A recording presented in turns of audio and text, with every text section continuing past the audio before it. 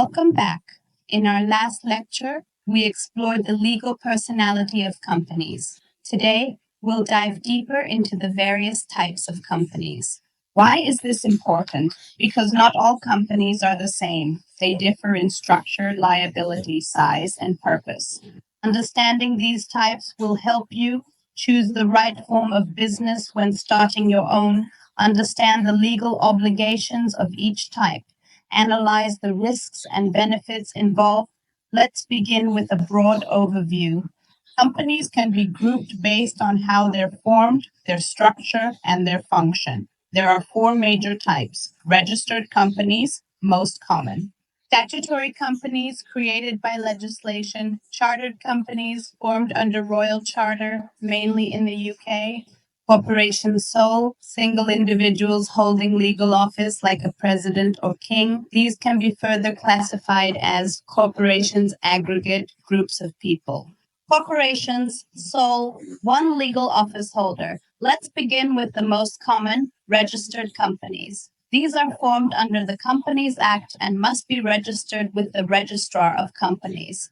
Only after registration do they exist legally. Think of companies like Stanbic Bank South Sudan or Juba Business Solutions Ltd. They are registered, recognized legal entities. Registered companies fall into two main types: private companies, public companies. Each has distinct rules around ownership, fundraising, and public accountability. Let's explore them. Private companies are ideal for small to medium enterprises. Here are some features. Restrict share transfers to outsiders.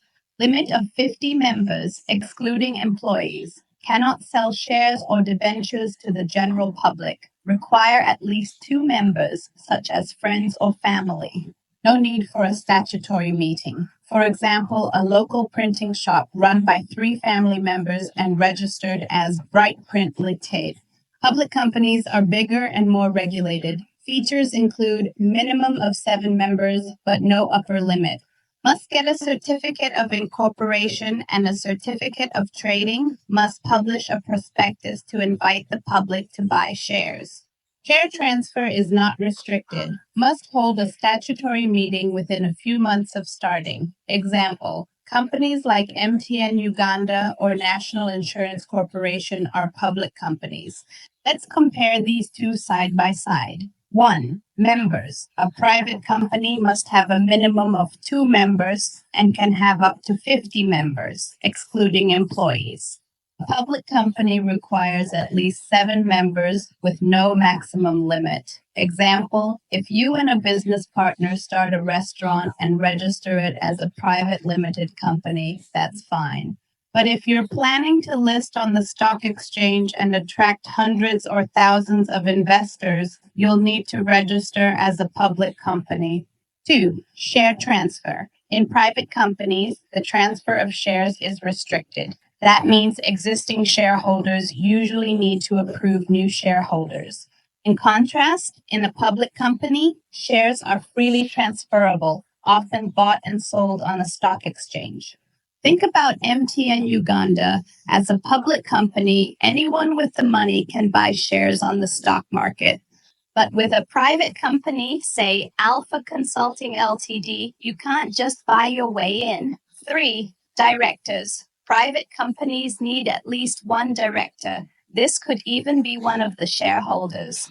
Public companies must have at least 2 directors to allow for better oversight and checks and balances. Example, a family business might appoint one of the founders as the only director, but a publicly traded bank will likely have a whole board of directors overseeing different functions. 4. Prospectus. Private companies do not issue a prospectus because they are not allowed to invite the public to invest. Public companies must issue a prospectus when offering shares to the public. The prospectus details the company's financial health, risks, leadership, and how the funds will be used.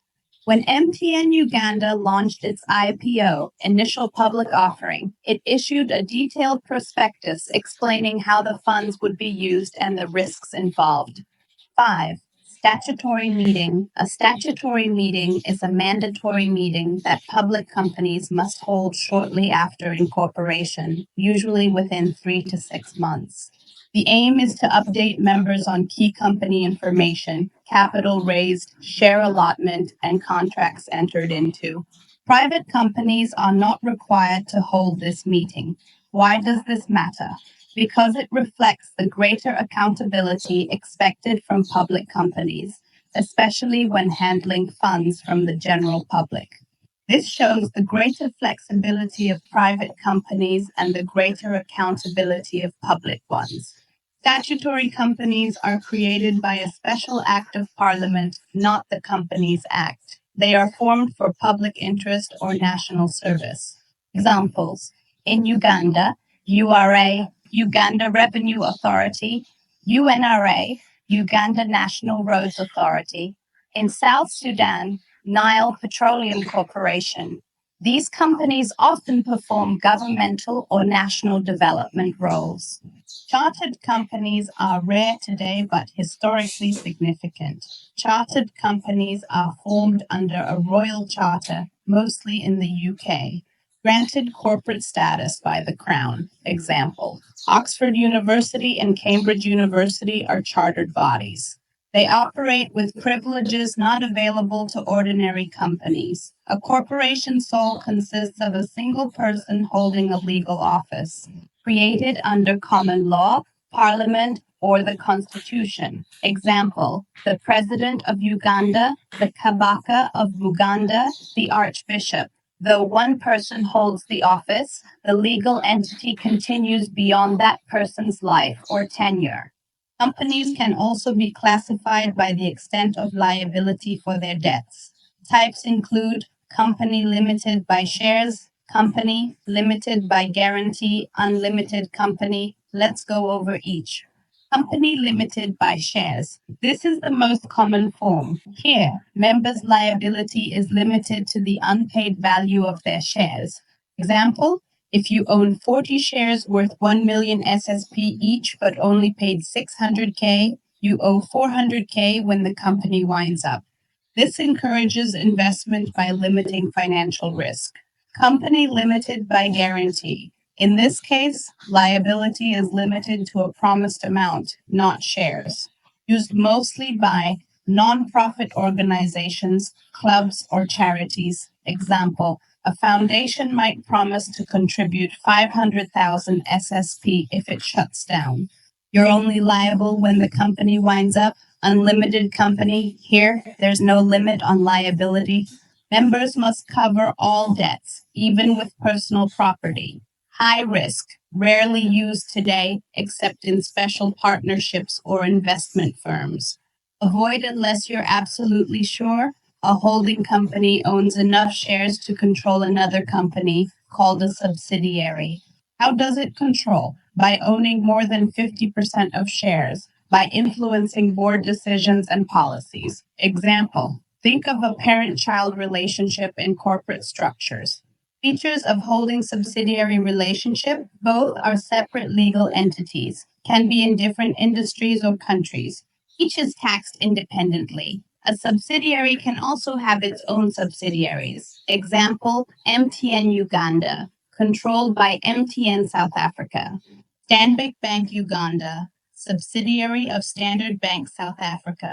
These setups help spread risk and specialize functions across regions. Let's recap. Companies vary by formation process, purpose, liability. The most common are registered companies, either private or public.